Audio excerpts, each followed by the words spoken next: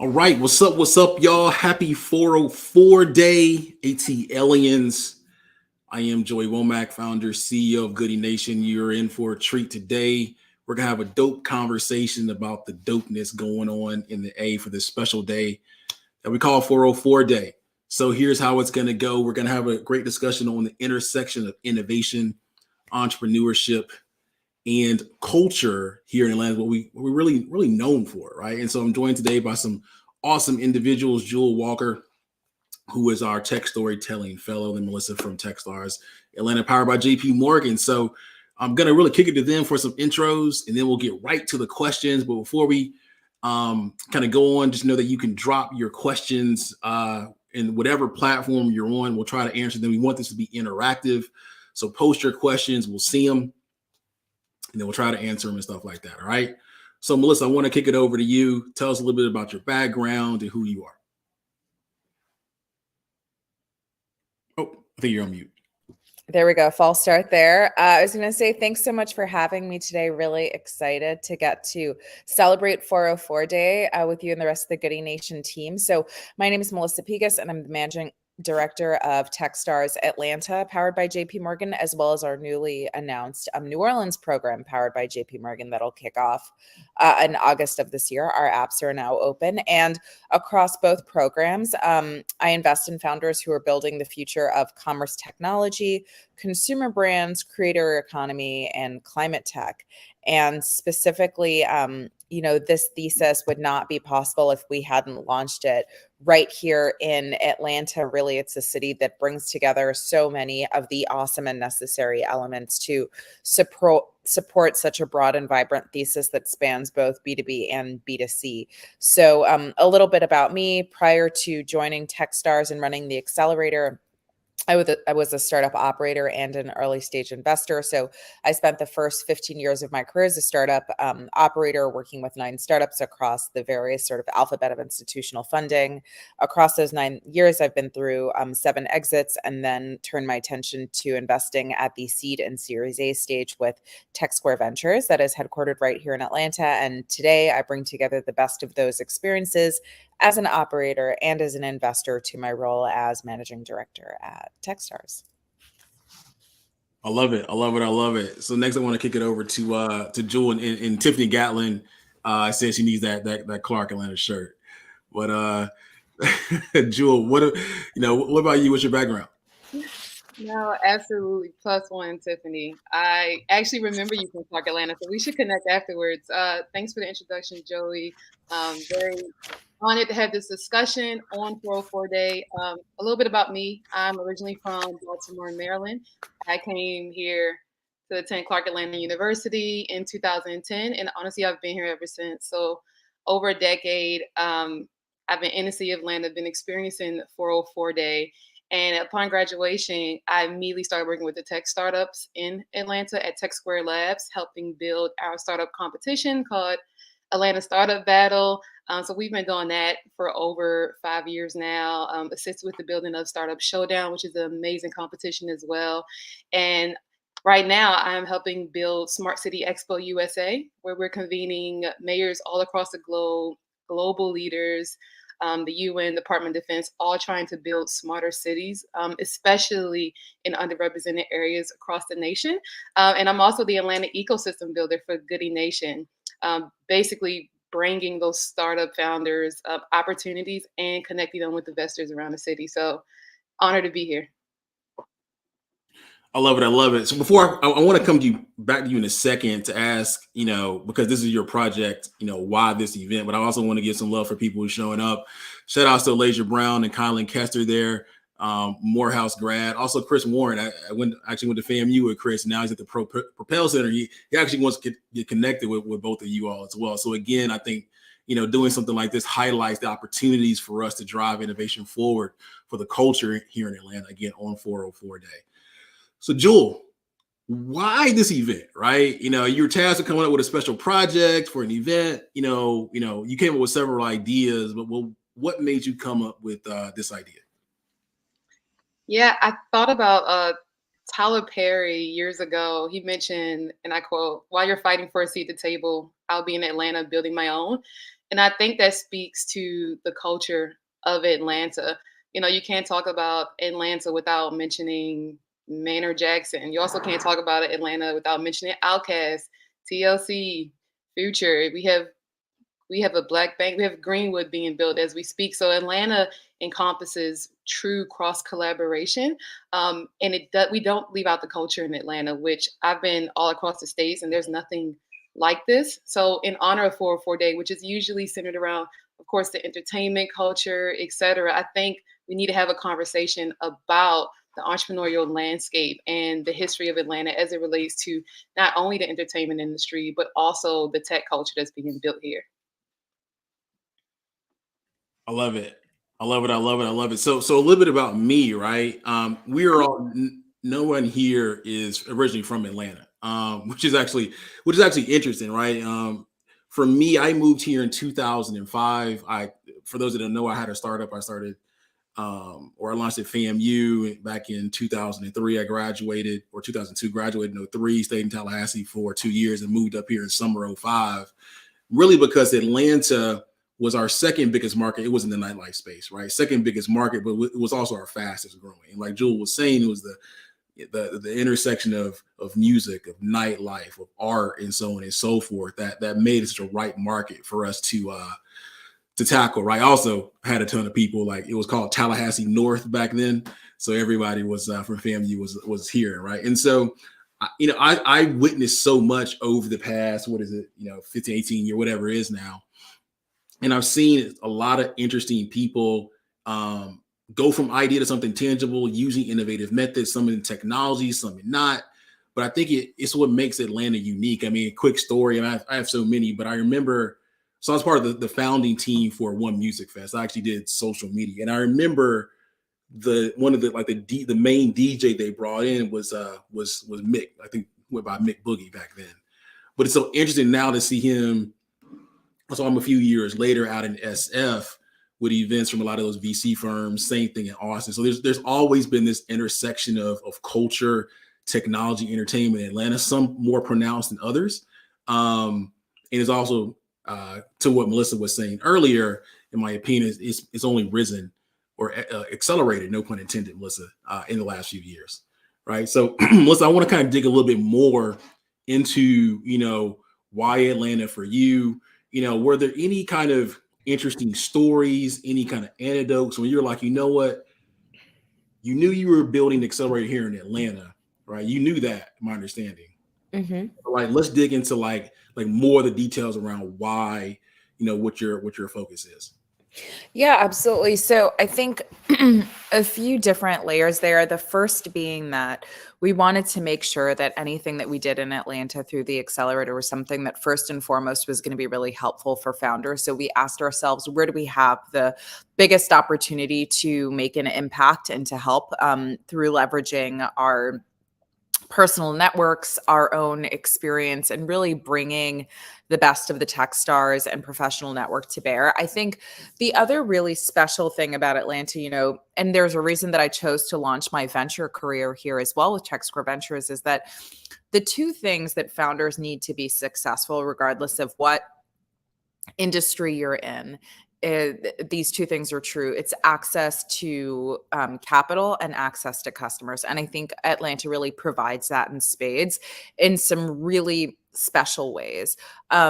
First off, I think we have the greatest density of Fortune 50 headquartered companies of any city in the US. And what's more is those big enterprises are so capable and so overwhelmingly excited to be helpful and to really be a rising tide for innovation and in the startup ecosystem and community. So through engaging with startups, as well as being just a really visible figure in the startup ecosystem.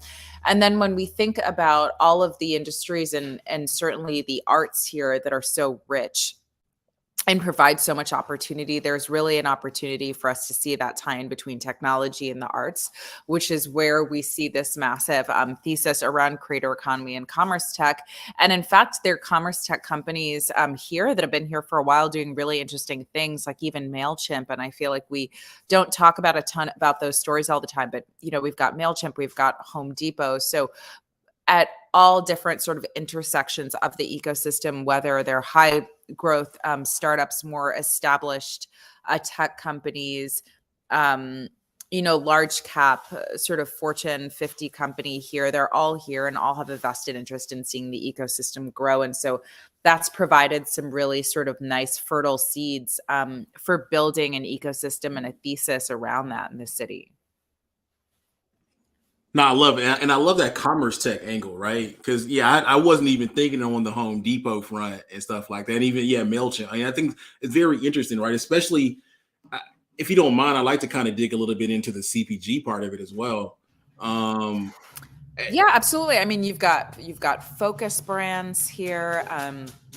There's so much that's happening. And I think it's really interesting if you look at from, again, the startup, the mature high growth startup that maybe isn't such a scrappy startup anymore, but definitely still sort of blazing the trail, and then very established enterprise. And I think because we have players that exist at every segment of the market, there is some nice innovation and support that they're able to lend to the ecosystem as well.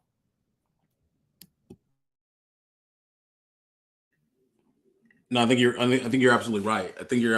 I mean, I think about some of those interesting, and I love to hear a little bit more sooner or later. I want to kick it to Jewel for any thoughts too about some of the interesting startups you're seeing in your accelerator, both come through but also apply. Right.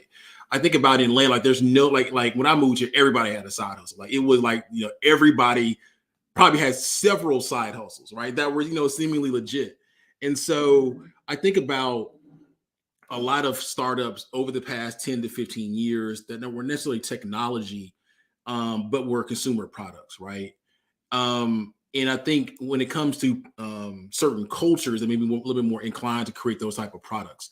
And so the interesting part is, how do we provide capital to those type of entrepreneurs? Because everyone talks about venture, everyone talks, but very few people talk about traditional small business. But I think the intersection of those type of companies, really makes for some really interesting opportunities. And so, Drew, I want to kick it to you for any additional, thoughts, questions, or anything like that. Yeah, I think founders in Atlanta especially have a unique story to tell. You mentioned in the beginning how we may not be from Atlanta, but we understand the culture and we want to be a part of it because something's here, right? The South has something to say, and we all know that it's embedded into our startup ecosystem. So you have Joelberg's Building Part Pick, right? And now migrating into Google for startups and culture capital. Collab capital. So I think the story of startups in Atlanta comes from cross collaboration as it relates to culture, right? I was just talking about how I saw a video a while ago. It was Cam Newton talking to Ryan Wilson, and they were talking about the Gathering Spot and how they're building community over there. So I think the storytelling in Atlanta is very unique and it's built on diversity across many sectors. I love it. Let's go on the creator economy a little bit, right? I mean, everybody seemingly in Atlanta is creative. Now I'm glad to see so much attention is being paid to people that can create content and do a lot of stuff around. I know it's a very wide topic, but Melissa, I'd love to kind of come to you. Like, what are some of the things you're seeing in that space? And also, can you talk about any startups from your accelerator and or who have applied that are doing some interesting things in the creator economy space? Yeah, absolutely. So, it's impossible to talk about growth and innovation in Atlanta without talking about the arts. We really are a hub and an epicenter for the arts. And so we've seen this explosion of the creator economy recently, as different social media platforms have taken off. And I think it's really important for us to call out that the home of the culture, specifically of Black culture, and we think about the creator economy, is a lot of that is really born out of the art scene here in Atlanta. And so it's provided such a vibrant backdrop. And so we have to think of not just the creators in our ecosystem, but as well as the different technology and different fields of innovation that are rising to support them and to meet the needs of creators and to empower them and add more sort of equity back into that vertical. So it's something we're really excited about. So for example, in our current class, we have incredible startups working to support creators. For example, Thule, they're doing some really interesting work around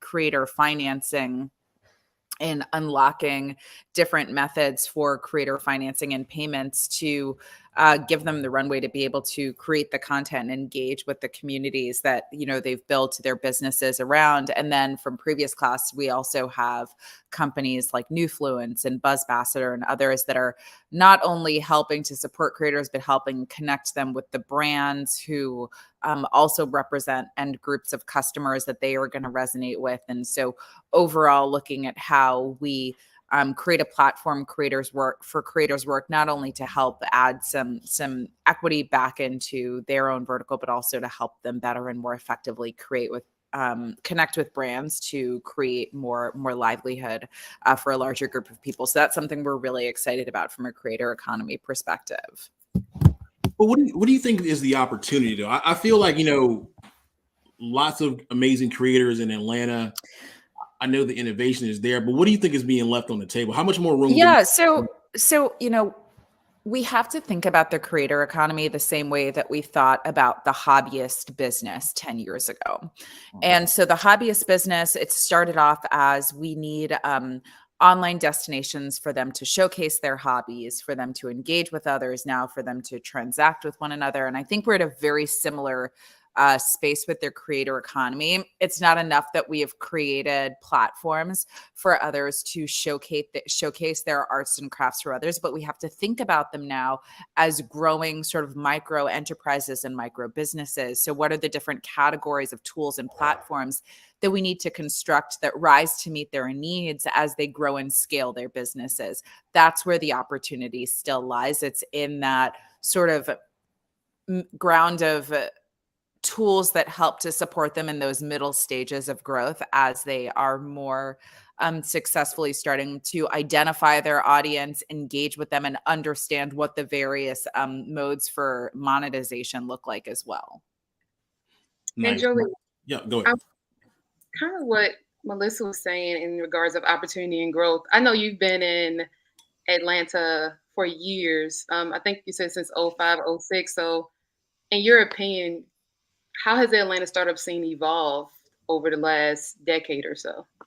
Yeah, no, I think I want to do an interesting intersection point, literally to the shirt you have on and what you were saying. One of the interesting things is more the development of the college community, particularly in the AUC, for entrepreneurship in general, particularly around innovation, right? And so I think it was 2017, 2018, maybe something like that. I helped to launch the 10-day startup program at Spelman. Right. And so it is literally what it sounds like. And so I just kind of rolled off and now I'm an advisor to it. But from that first cohort, you had several people that are now doing some very interesting things. Right. You see Deja, and I went back and looked at the original like list of students. You have Jade Lockhart, who's now at HBCU Founders Initiative. They launched a fund.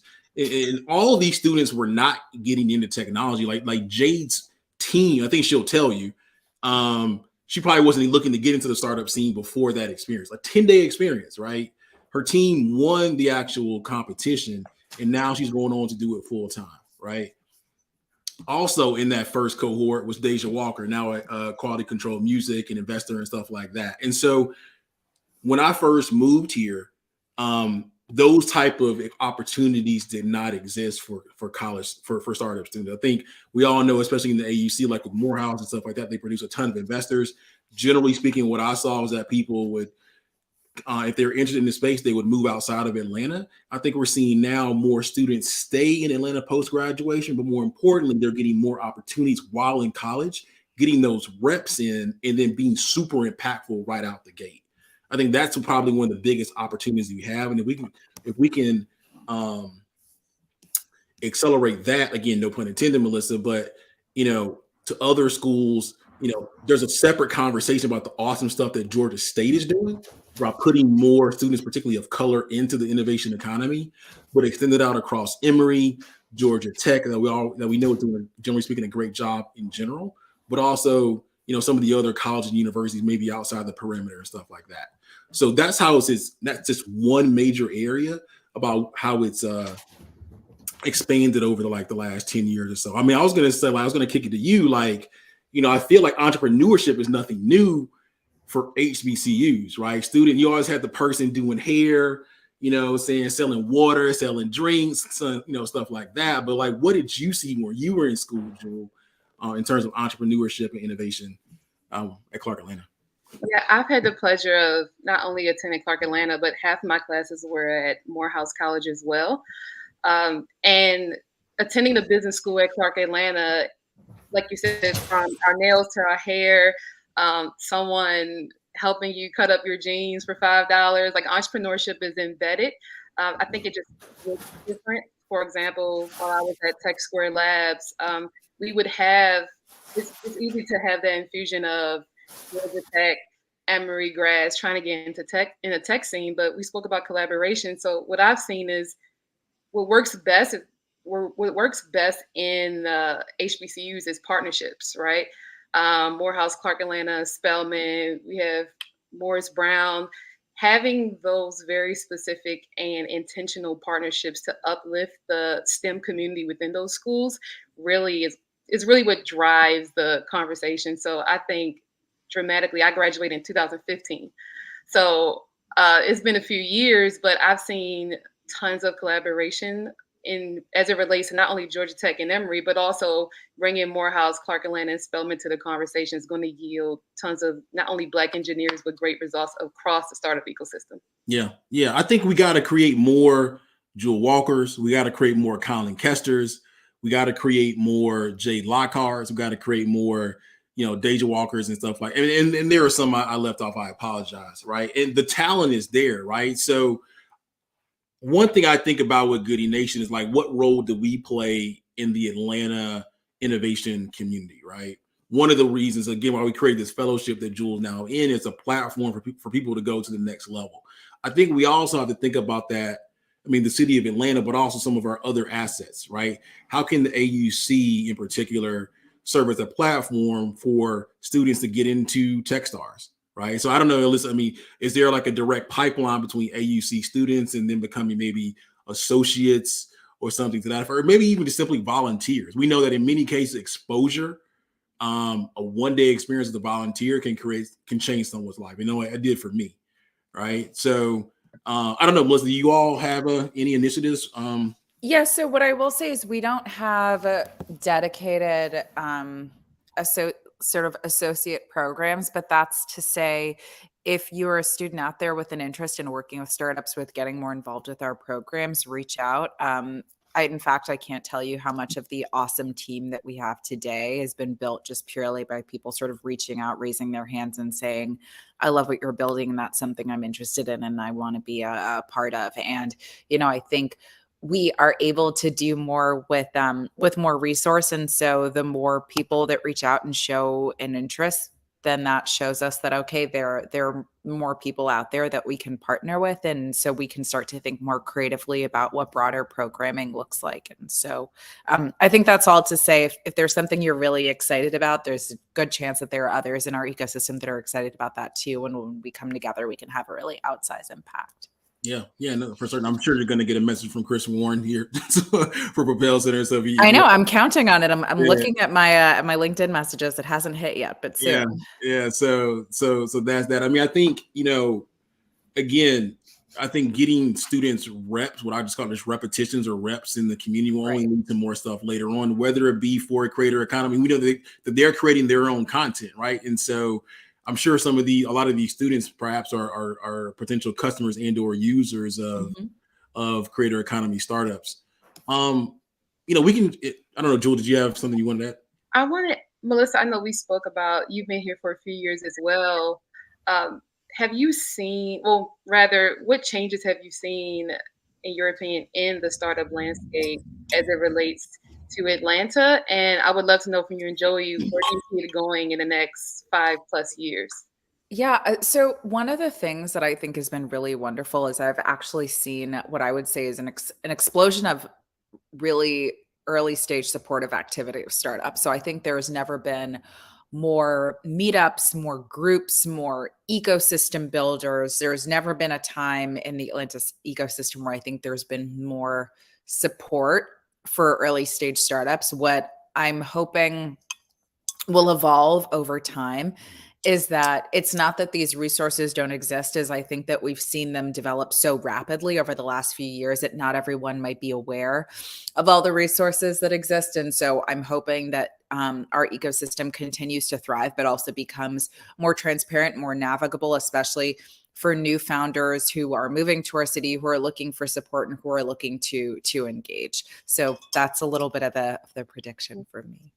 I love that. Thank you for that. And Joey, I know Goodie Nation is built on growth, relationships, and intentionality. So as it relates to the startup ecosystem in Atlanta, where do you see Atlanta going in the next 5 years? Yeah, so it's interesting on where I think cities in general are going, right? Cities in general are changing. Some people are going to call it gentrification, some people call it evolution, whatever, modernization, whatever, which are two different things, but people definitely describe them in ways. All I know is this, right? In large cities across the country, and really even the world, new development is happening, right? New development is happening, and it's taken away places where particularly people of color used to live, places where people of color were opening businesses, particularly around even stuff like place to go to eat, place to go to have fun and things of that nature. And so you're seeing people moved out to the outskirts or outside city limits, right?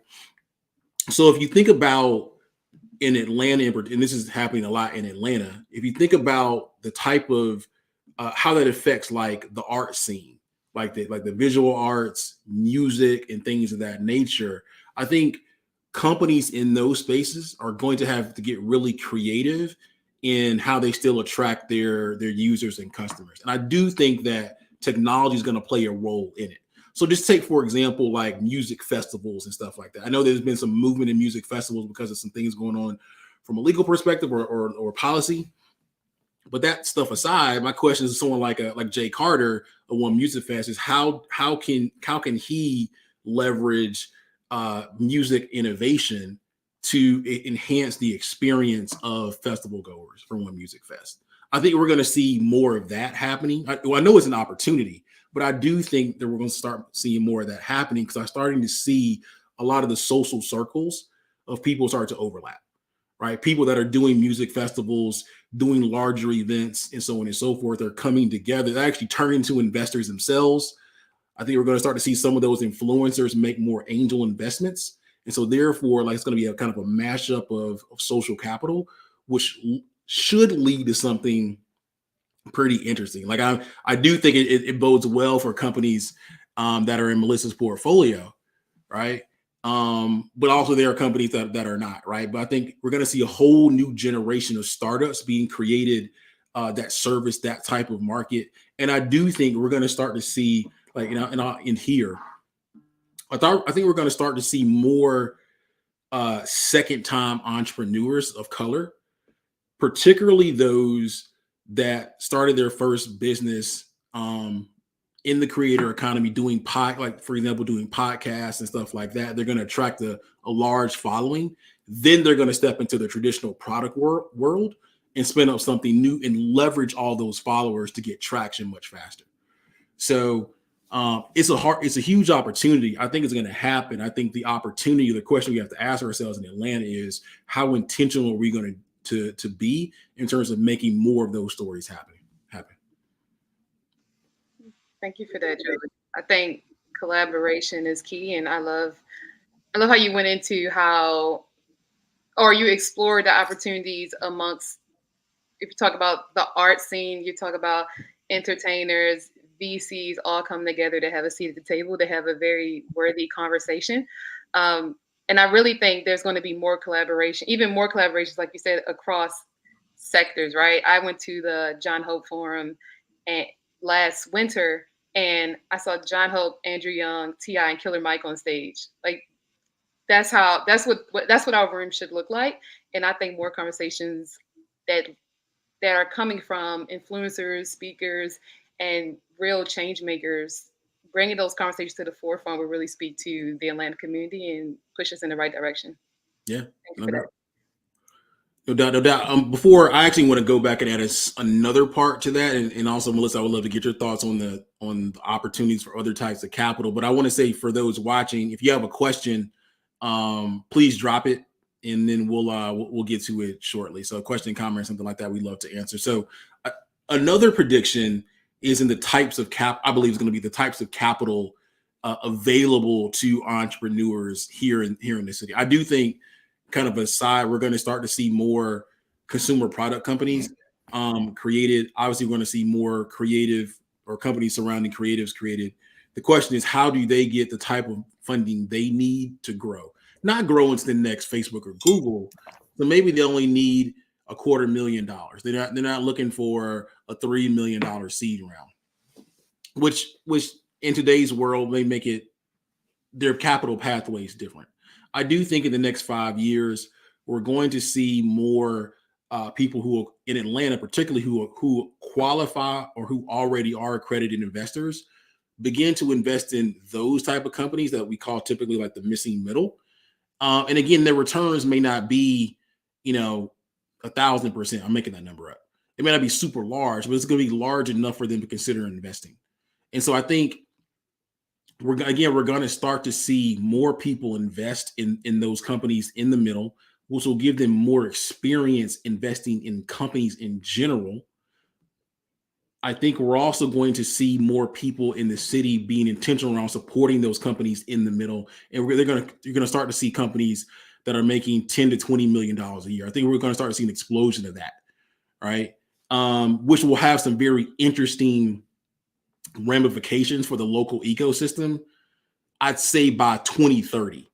So this is 2023. Over the next 5 years, you'll start to see more companies in that middle start to do really well. I think by 2030, 2032 or so, in the next 10 or so years, those companies in the middle that do well, they'll start to impact the next part of the innovation economy here. So just a quick prediction. Melissa, I'd love to get your thoughts on it in terms of, how might we create more company or people, not company, but people that can invest in companies like CPG and stuff like that? Yeah, absolutely. I think it's a great question and might be an interesting answer coming from me, but we are in this moment where what it means to be a startup and to raise venture capital is very in vogue. And I tell founders all the time, that's one place to get capital, but it's certainly not the only place. There's non-dilutive funding, there's grants. Not every business is going to have 100x multiple outcome for investments, and that's okay. You can still build great businesses. That's why we have so many small business grants. The absolute best source of funding for your business is revenue from your customers. Joey, I know you identify with that, revenue over everything. We definitely love to see businesses grow and have our founders retain maximum equity for themselves. But, there's so many different places to get support and get funding. For example, the Rice Center, I know, is going to be doing a lot more programming for entrepreneurs and founders as well through a lot of the new grant funding. They've gotten so many awesome things that Goodie Nation is doing, that Techstars is doing, just across the ecosystem. But I really do think we're going to start to see more innovative solutions around, for consumer goods companies, inventory financing. We're going to see more non-dilutive funding. I think we're going to see PE become more active in this space as well. We see larger, more established retail brands establishing their own accelerators, their own corporate venture funds as well. And so there's so many different resources out there for support. I think it really comes down to, what do you need? What are the services you need? What are the goods you need? And are there players in the ecosystem that are going to provide that to you at discounted rates, at for in-kind services? And what are the different resources for funding out there that exist today? And so for me, that's super heartening. I think it's never been an easier time to be a founder, to be out there building. There have never been more resources available at your disposal. It's just a matter of identifying them and sort of understanding how to leverage them in the right way, which is part of what I know so many people who are building at all different corners of the ecosystem are really focused on today. No, I love it. I love it. I mean, yeah, I'm interested in seeing who's going to start their own funds and programs and stuff like that. Think about some of the traditional brand names in the culture. Maybe there should be like a 404 fund or something like that, right? I mean, you see like entertainment brands like the Atlanta Hawks have a venture fund now. What does it look like? If the United had a fund, I don't know if the Falcons have a fund or anything like that. Speaking of the Falcons, Melissa, I'd love to kind of talk about, what's next for you and going down to New Orleans, right? And so, I mentioned the Falcons because obviously there's a rivalry between the Falcons and the Saints. I wonder if there's an opportunity for alignment between what you're doing in New Orleans, what you're doing in Atlanta. But first, let's talk about what you're doing. Yeah, absolutely. I would say I know the sports teams don't always get along. The good news is I am always on the cheering team for all the good foods. And I think we can agree that across both cities, we have some incredible food. So it's a win on all fronts. But we're launching Techstars New Orleans powered by JP Morgan. In August of this year. In fact, applications are open now and they will stay open through mid-May. And again, the thesis is very much the same. It's focused on commerce technology, consumer creator economy, and climate tech. It's all the same Atlanta team. And I think in the same vein that we talk about new funding opportunities and new programs popping up, it's a really wonderful thing anytime we have new opportunities to create more support for founders. I hope we get to a world in which we have more seats at accelerators, more investment opportunities available than we have founders who need investment. That's truly the goal. And so I'm excited to be able to extend even more opportunities to founders this fall. Again, it's a hybrid program, so you don't have to be based in New Orleans, but we will be spending some time there, especially in partnership with the Louisiana Economic Development Council, talking to them about, why New Orleans is a great place to be building a business, especially a consumer business, and all of the great support the city has to offer. And, I'm hoping that we see a lot more collaboration between Atlanta and New Orleans. They're two cities that are very close, share a lot in common. And I think overall, two cities that have a ton of potential for growing entrepreneurship. I love it. I love it. I mean, on the collaboration front, I don't know if New Orleans has a 504 day or something like that. That actually might be interesting. But yeah, we do like 404 to 504 day. Yeah, exactly. A road trip. Yeah. I know. There may be some people that are not happy. Again, shout out to BAME and Brandon and over there, Butter, and even Lakeith, the Chamber, and a number of folks, Ian and them, Atlanta Influence Everything for the work they're doing. By the way, I think it's at 404day.com. There's a big event a little bit later on today. That's why we're doing this in the morning. So to everyone head over there. I think there's some interesting opportunities, and what I'm looking forward to is Atlanta companies applying to either it's a hybrid, right? So it's by New Orleans, or applying to your next cohort in Atlanta. But regardless, people in Atlanta taking advantage of the opportunity to be plugged into what Melissa and team are building, right? I think it's a huge opportunity. Again, if we're going to own the intersection of entrepreneurship, innovation, and culture, we've got to be able to extend it out across everywhere. Again, Atlanta does influence everything. We got to make good on that statement, right? And it's a continual thing, in my opinion, right? We can't hold on to Atlanta influence everything until 2050, kind of rest on our laurels because other cities heard it. It's like in boxing, you're gonna punch, someone's gonna counter punch you, right? And so other people are coming for that title, and so. In Atlanta, I think we have the unique opportunity to, again, collaborate. It's part of, I think, the city's culture, quite honestly. And so we can do it across cities to the 504. And I know that 504 is just, I don't think it's just New Orleans, but for the 504, I think it presents some really interesting opportunities. So yeah. Cool. So quickly, Melissa, how can people apply? Yeah, absolutely. So they can go to Techstars NOLA, powered by JP Morgan. They can also hit me up on Twitter at Melissa Pegus. We're currently doing a ton of open office hours if anyone has questions, and applications are currently open through mid-May. We'd love to hear from you. There it is. There it is. There it is. Jewel, I mean, we're coming up on the end here. Anything else that you wanted to add? No, I was looking through all the wonderful comments, and I love what Adam said. Always be collaborating. And I really think that speaks to the culture of Atlanta. So I honestly believe in collaboration over competition any day.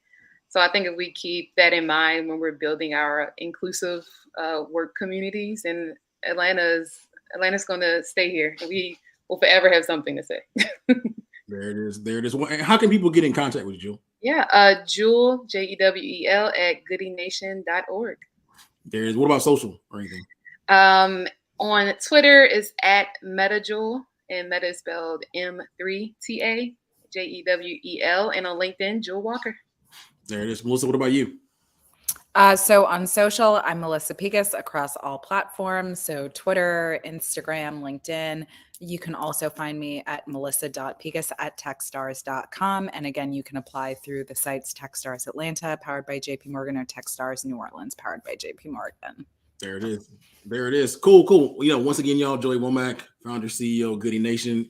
This has been an absolute treat on April 4th. But I'm an April baby, so I love April. So, you know, 404 day. Want to thank Jewel for spinning up this new project for us. We want to make this an annual thing, talk about the intersection of innovation, entrepreneurship, and culture here in Atlanta. Let's make sure the predictions that we all had actually come true, right? Just because you say something we think is trending that way, it still takes some water. We still got to water the flowers, so to speak. So let's make it happen. Let's collaborate in the city. Let's turn more creatives into startup founders, more people into angel investors. Let's do a lot of these things, right? And so once again, at Goodie Nation, we say two things: stay magnetic and outwork yesterday. So peace out, y'all. And again, happy 404 day. Happy 404 day, everyone. Yeah, everyone.